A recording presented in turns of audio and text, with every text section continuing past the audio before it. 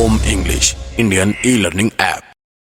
दोस्तों, क्या आपको पता है कि वर्ब के कितने प्रकार होते हैं? और जो ये प्रकार है यानी कि मैन वर्ब और हेल्पिंग वर्ब, ये क्या है? मैन वर्ब जो कि ट्रांजिटिव और इंट्रांजिटिव होती है। हेल्पिंग वर्ब जिसके अंदर आपको दो तरह की वर्ब्स दिखाई देती हैं, principal auxiliaries verb and modal verbs, जिनको हम मॉडल ऑक्सिलरीज वर्ब भी कहते हैं। अगर आप बिल्कुल बेसिक से इंग्लिश बोलना सीख रहे हैं तो आपके लिए ये चीजें बिल्कुल नई होंगी। अगर आप पहले से थोड़ा बहुत जानते होंगे तो आपके लिए शायद ये चीजें थोड़ी बहुत कंफ्यूजिंग होंगी। अगर आप जानते भी हैं तो आज इस वीडियो को देखने के बाद आपके कॉन्सेप्ट्स बड़े धांसू होने वाले हैं, कॉन्सेप्ट्स क्लियर होने वाले हैं वर्ब्स के इन काइंड्स को जानने के बाद। देखिए दोस्तों, एडवांस ग्रामर, एडवांस इंग्लिश सीखने के लिए, एडवांस इंग्लिश बोलने के लिए हमारे जो बेसिक कॉन्सेप्ट्स है ना, उन पर पकड़ होनी चाहिए। और बेसिक कॉन्सेप्ट्स का मतलब हमारा क्या होता है कि जो ग्रामर है यानी कि जो कुछ भी हम सीख रहे हैं उसके जो वर्ड्स हैं, उसके जो की नोट्स है, उनका याद होना, उनका मतलब याद होना। यानी कि अब हमारे लिए देखो, हो सकता है कि मैन वर्ब और हेल्पिंग वर्ब, इनका मतलब ये वर्ड्स हैं अभी तो फिलहाल में। अब इनके अंदर क्या चीजें होती है वो हम सीखने वाले हैं। देखिए मैन वर्ब्स जो कि हमने लास्ट क्लास के अंदर पढ़ा था ना कि वर्ब की फॉर्म,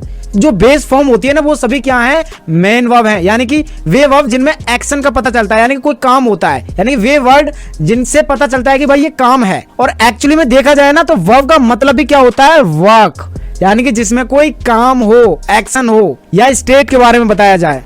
तो जनरली जो मेन वर्ब हैं जिनके अंदर एक्शन, यानी कि जैसे कि गो, कम, ड्रिंक, ये सब क्या है? मेन वर्ब हैं। देखिए इन वर्ड्स को ना आप एक बार पढ़कर देखिए। ट्रांजिटिव, इंट्रांजिटिव, ट्रांजिटिव यानी कुछ पॉजिटिव है, इंट्रांजिटिव यानी कि नहीं, इन लग गया ना इसके आगे, तो इसका कहीं ना कहीं मतलब क्या होता है? नहीं, यानी कि इंट्रांजिटिव। क्या भाई? इसके बीच में एक चीज का मतलब होता है ऑब्जेक्ट। तो ट्रांजिटिव वर्ब कौन सी होती है? ट्रांजिटिव वर्ब जिनको रिक्वायर होती है, क्या? Require a object. और इंट्रांजिटिव यानी कि नहीं, जिनको नहीं होती है रिक्वायर ऑब्जेक्ट की। अब आप कहोगे भाई ऑब्जेक्ट क्या? भाई ऑब्जेक्ट भी बताता हूं मैं। ऑब्जेक्ट क्या होता है? ऑब्जेक्ट नाउन हो सकता है या कोई प्रोनाउन हो सकता है। अगर मैं आपको कंफ्यूज ना करूं और आपको बड़े आसानी से समझाऊं तो इसका सीधा सा मतलब होता है जो वर्ब जिनको ऑब्जेक्ट चाहिए, रिक्वायर यानी कि चाहिए, वो तो होती है ट्रांजिटिव। जिनको नहीं चाहिए क्या? ऑब्जेक्ट, वो इंट्रांजिटिव वर्ब होती है। और ऑब्जेक्ट क्या हो सकता है? ऑब्जेक्ट या तो हो सकता है नाउन या हो सकता है प्रोनाउन।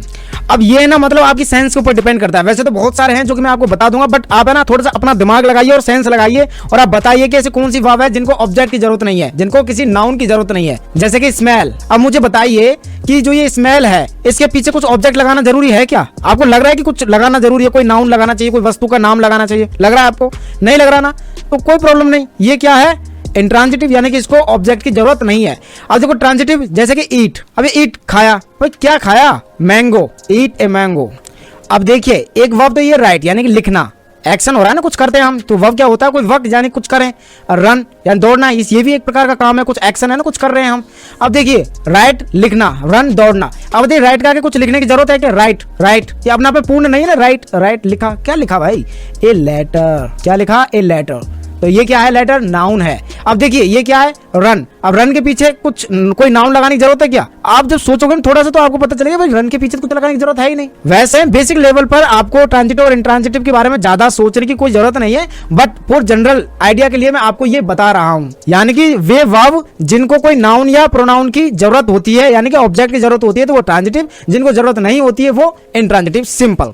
और इनको अभी के लिए ज्यादा डिस्कस करने की कोई जरूरत है नहीं, क्योंकि बाद में इनको हम बहुत अच्छे से पढ़ेंगे एडवांस लेवल पर। ठीक है, देखिए सबसे ज्यादा जो इंपॉर्टेंट है ना वो है हेल्पिंग वर्ब, क्योंकि इन्हीं के जरिए तो हम सेंटेंसेस बनाना सीखेंगे। बहुत तरह के सेंटेंसेस हम बनाना सीखेंगे, तो उनमें क्या होगा? जो हेल्पिंग वर्ब हैं उनका यूज होगा, इनके रूल्स हैं जो कि हमको याद करने होंगे। हेल्पिंग वर्ब्स के कुछ वर्ड्स हैं वो हमको याद करने होंगे। देखिए कोई सी भी लैंग्वेज हो ना, कुछ भी नया काम हो चाहे कोई नई लैंग्वेज हो, उस काम को सीखने के लिए, उस लैंग्वेज को सीखने के लिए हमें क्या चाहिए कि जो उसके की पॉइंट्स हैं, कोई वर्ड्स हैं, उनको हमें याद करना होता है। इसी वजह से वो क्या थोड़ी सी बोरिंग हो जाती है और थोड़ी कठिन भी लगने लग जाती है। जैसे कि शायद आपको ये इंग्लिश लैंग्वेज कठिन लग रही हो। क्यों लग रही है? क्योंकि अभी आपको पता नहीं कि भाई हेल्पिंग वर्ब क्या है, अभी आप इसके साथ फैमिलियर नहीं है। जब हम 4-5 बार जब बात कर लेंगे भाई हेल्पिंग वर्ब क्या होती है, तो आप इसके फैमिलियर हो जाओगे, ये चीज आपके लिए आसान हो जाएगी। जैसे अब मैं आपको बोलूंगा कि भाई प्रिंसिपल ऑक्सिलरीज, अब आप पूछोगे यार क्या है, मेरे से तो बोला ही नहीं जा रहा, ऑक्सिलरीज क्या होता है ये? तो ये जो इस तरह से है ना, अभी आपके लिए ये कठिन हो रहा है। जब आप इनको सीख जाओगे, 10-5 बार आप बोलोगे, इनका प्रोनाउंसिएशन करोगे,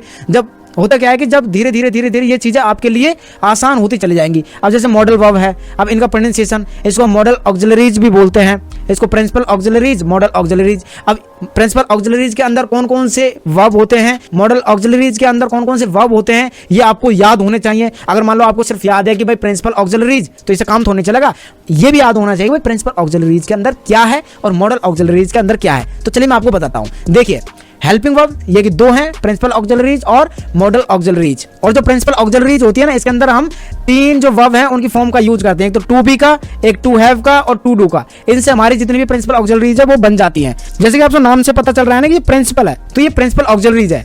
इन्हीं प्रिंसिपल ऑक्सिलरीज से हम क्या बनाते हैं, जो टेंस के अंदर जो हेल्पिंग वर्ब आप पढ़ते हैं ना, वो बनती है इन्हीं ऑक्सिलरीज का यूज करते हुए, ठीक है ना। तो चलिए बात करते हैं टू बी। ये क्या है, बी की फॉर्म, बी की form is, am, are, was, were, ये क्या है, टू बी की फॉर्म है।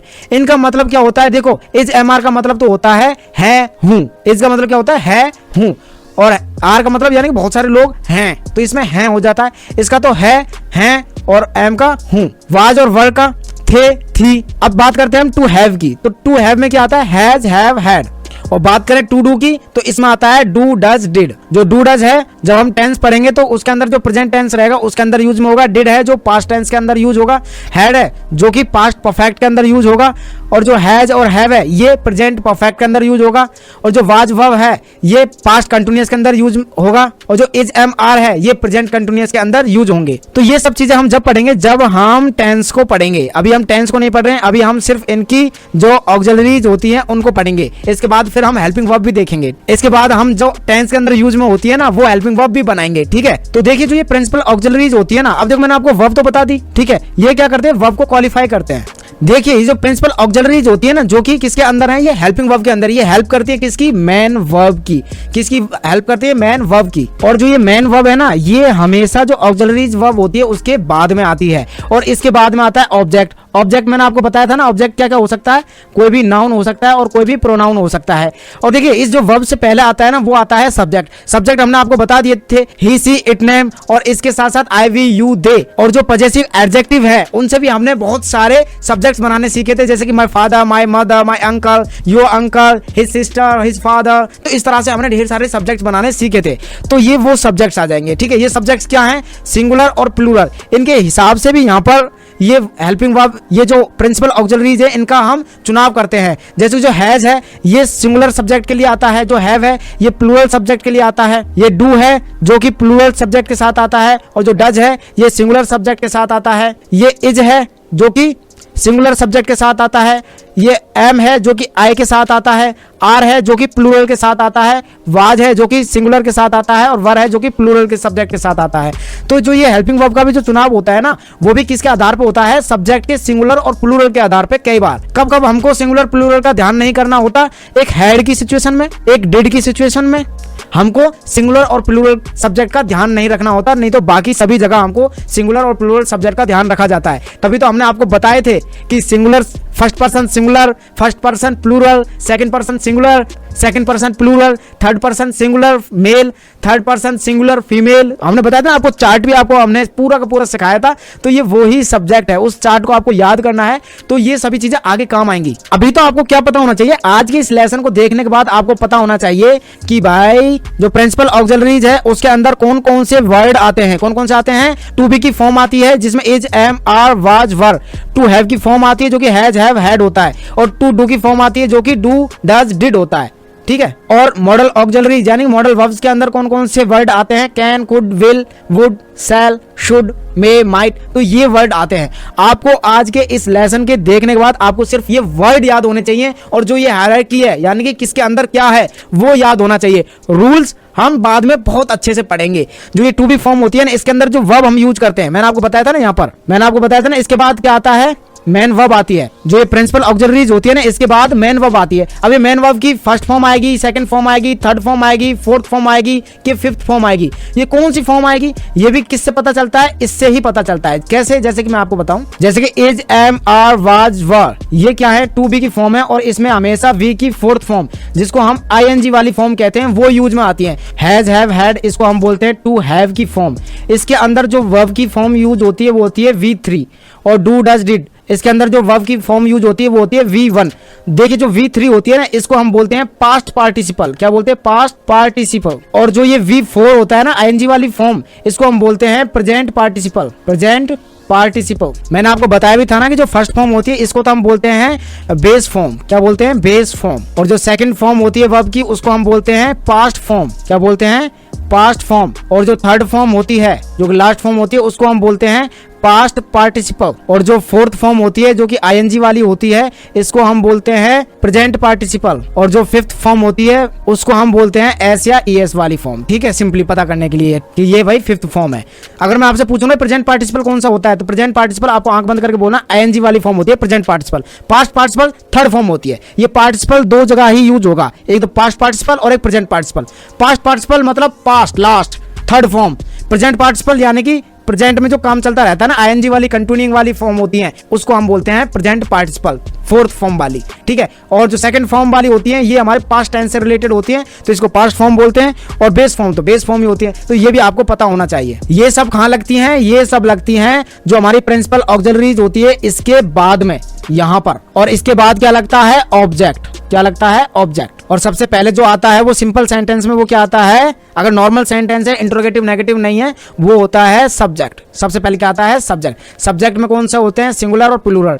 और सिंगुलर प्लूरल के आधार पे ही जो ये पार्टिसिपल है वो आते हैं। तो इसका मतलब आपको क्या है? जो सब्जेक्ट है, सब्जेक्ट के बारे में पता होना चाहिए। इसीलिए हमने 2 लेसन डेडिकेटेड हमने सब्जेक्ट के ऊपर लिए, जिससे कि आपको सब्जेक्ट को अच्छे से समझ में आ जाए। और सिंगुलर प्लूरल को भी हमने आपको बहुत अच्छे से बताया है, एक चार्ट स्पेशल आपको समझाया है, जिससे कि आपको सिंगुलर प्लूरल से रिलेटेड कोई कमी ही ना रहे। क्योंकि सिंगुलर प्लूरल और सब्जेक्ट ये बहुत बड़ा रोल रखते हैं आगे जो आप इंग्लिश सीखने वाले हो उसमें। ये बेसिक चीजें हैं, ये बहुत बेसिक चीजें हैं, इनका पता होना आपको जरूरी है कि भाई ये बेसिक चीजें, और इनके ऊपर आपकी कमांड होनी बहुत ज्यादा जरूरी है। तभी आपको जो अच्छी चीजें हैं, जो बड़ी चीजें हैं, थोड़ी सी एडवांस लेवल की चीजें, उनको सीखने में मजा आएगा और आपको फिर इंग्लिश बोलने में भी मजा आएगा। और जब आप इंग्लिश बोलोगे ना, जब इतनी मेहनत करोगे आप, जब आपकी बेसिक इतनी अच्छे से मजबूत होगी, जब आपको पता होगा कि आप क्या बोल रहे हो, तो आपका जबरदस्त कॉन्फिडेंस होगा। आप किसी के सामने हिचकिचाएंगे नहीं, क्योंकि आपने मेहनत की है, पढ़ा है, आपने प्रैक्टिस किया है। और मैंने आपको हर बार बोला है, इंग्लिश बोलने के लिए आपको सिर्फ ये चीजें सीखना रटना ही नहीं,